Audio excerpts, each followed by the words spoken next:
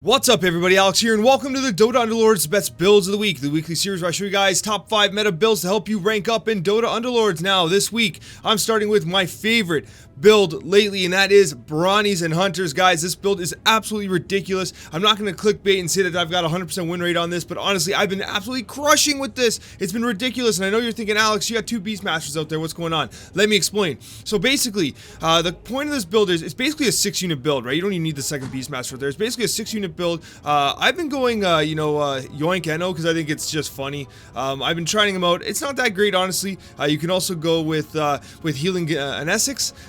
Support damage dealing Hobgin's also a great choice, but I've been going with Enno lately because I've been having fun with them. But basically the idea here is you're gonna try and rank up your units as much as possible. You want to get them to 3-star, and what you're gonna have, this could be true for Juggernaut, Axe, or Beastmaster. Juggernaut and Axe are a little more effective. If you have 2-star Beastmasters, throw them on. Put them on the edge, because their Wild Axe ability, which is going to amplify their damage, is going to be cast across the opposing enemy line. If you have them in the center, then it reduces the amount of damage that the Wild Axes can do. So I generally recommend that you have them on the edge so they can cast across the enemy team. It also protects them a little bit. It'll allow them to kind of get a few more kills. And that's the benefit to running extra Brawnies at 2 stars, because any kills that they get, they add up, and then when they become 1 unit, all those kills are still applied to the Brawny bonus, and you just get more space. And as you level up, you can even add Disruptor in here to kind of counter some of the mages and stuff like that. And the nice thing is, with the Enno all-out attack being as common as it is, the positioning doesn't overly matter once the initial fight starts.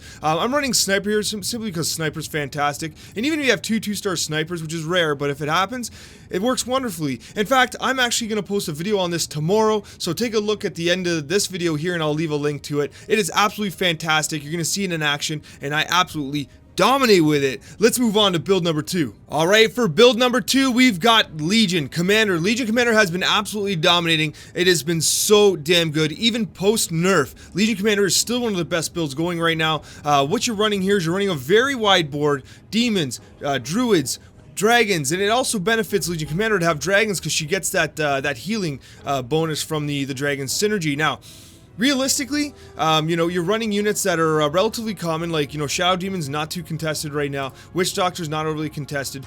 Treant's probably the highest contested unit, but you absolutely need Chaos Knight in the front. The reason for this is because Chaos Knight is going to activate the Demon ability very, very quickly. You want to actually have a Demon with Legion Commander, and you actually want to go support healing an Essex. And the reason for that is because their little Archer and the Golem both count as demons, and that's important because it's going to really amplify the amount of damage that Legion Commander deals, because as soon as she casts her dual ability, her damage is going to skyrocket because of all those demons available. Obviously, the Archer and the Chaos Knights, you're going to be getting 100% extra damage simply from Legion Commander. So it's wonderful to run demons with her. It's absolutely, I would say it's required, and the Dragon really helps to keep her up, especially in the late game. This has overall been an absolutely wonderful build. It's been doing tons of work in the meta. I highly recommend it. It can be a challenge to pull off, but when it's rolling, my gosh, does it roll. And for the third build of the week, what we've got here is we've got 6 Heartless with Brutes. Guys, this build is absolutely ridiculous, and what it depends on Enno. Now, if you have, healing Yoink Enno, that's fine too, but really you want all-out attack, you want the Rabid Furball, and what you're going to do here is with all-out attack, which I am covering, basically he applies stacks of physical damage-dealing poison. That's key, because every 3 seconds he's also going to apply stacks of poison. Poison is physical damage. Armor prevents physical damage. So if you run Heartless, you're going to amplify the amount of poison you're doing. Now, Orb of Venom in this build is absolutely awesome. Now, you're not going to get 4 Orbs of Venom, but I'm just using them on screen to illustrate why you want to position the Brutes where they are. These Orbs of Venom, if you're against lots of Assassins, put it on the Ogre Magi. Not only are you going to apply the Brute bonus to the Assassins jumping the Ogre Magi, but you're also going to be applying poison, because Brutes tend to attack units that do not have the debuff. That's going to spread the poison around, and that's what you want. And with the Heartless debuff, that's going to be a considerable amount of poison. In fact, in my testing, the poison being applied with Heartless is usually, it equates to the amount of auto attack damage most of these units are doing. So you're basically doubling their auto attack damage minus their abilities. And if you consider someone like Lifestealer, that's just gravy, because he's going to be lifestealing, and keeping up and just repeatedly applying that bonus. So you want the Brutes spread out so they can kind of apply the Brute bonus to the entire front line. If you stack them up, you're reducing the amount of opportunity for them to apply apply the bonus. You could very well switch Doom and Axe here, by the way. Axe is a great unit on the edge, but Doom has a ton of HP as well. You know, it's up to you. But this is an example build, and overall you want to go Rabid Furball Enno, but if you go, healing and stealing, that works too. He's going to be applying a little less stacks, but what you're going to see is you're going to see Enno leading in damage. Guys, this build is ridiculous. Definitely try it out. And for the fourth build of the week, we're going back to meta assassins. Guys, these assassins have been doing work in the meta.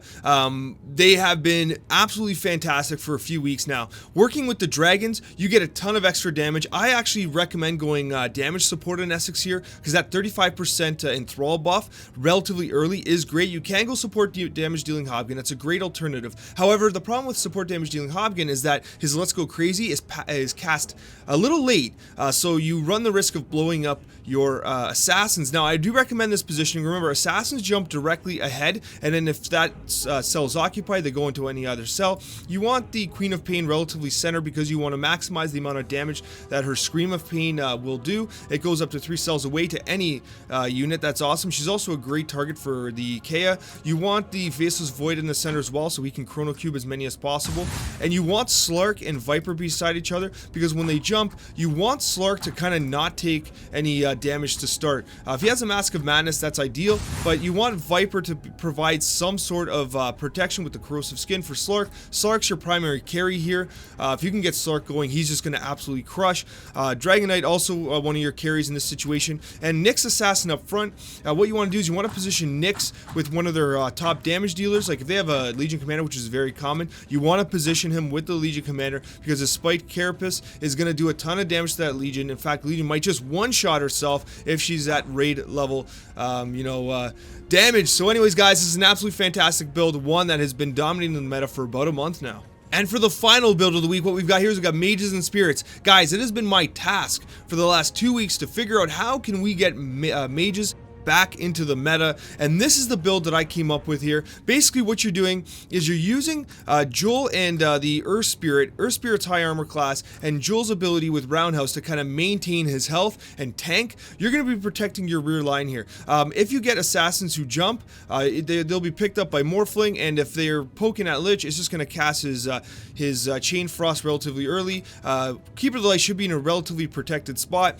If someone jumps on Storm Spirit, he's going to Ball Lightning away. You have the Crystal Maiden and you have Void Spirit here, and Razor in the center, because when Razor engages, you want him to cast his Plasma Field, which goes into a circle, and you want to maximize the amount of damage he does, but you don't want him up front, because you want these two to engage, and then you want Void Spirit to come in as well to cast. In the early game, it's important that you remember that Ember Spirit might be at the front, because Ember Spirit is often the last one to cast his ability. You want to make sure that you're getting that Delta Slam. So at higher levels, he's going to be doing enough damage to basically kind of get his mana up, and he'll be kind of getting poked in the back line. But it's important here that you understand that you're protecting these two units, Void Spirit and Razor. You'd be surprised at the amount of damage that Razor will put out in the end of the game, especially with the 75% magic bonus. But overall, you're expecting Earth Spirit and Joel to tank as much as possible. A word of warning, however, with the Rabid Furball all-out attack Enno, your positioning gets completely blown up. So be very aware of that. It is something that can kind of be detrimental to mages. So if you're seeing a lot of Enno, you might want to pull away from it. Enno has had a really big impact on the meta. Knights, which were dominating previously, are now kind of fallen off because it blows up the positioning. A very interesting decision by Valve to have a Underlord that blows up positioning on board. So very interesting design, but one you need to be aware of when running mages. Alright, thanks guys, that's it for this week. As I mentioned previously in build 1, I will have a video on Tuesday and throughout the week that I'll link right after this. That'll be for the Brawny build. It'll show you just how to run it. Guys, I absolutely crush with it. I really recommend you give it a watch if you have a chance. Also, let me know in the poll above which build you are most excited to try. I love watching the statistics, and it'll help me decide which builds you want me to feature in future gameplay videos. Thank you so much for watching, and a very special thank you to all my wonderful subscribers. Take care, everyone, and have yourselves a wonderful day.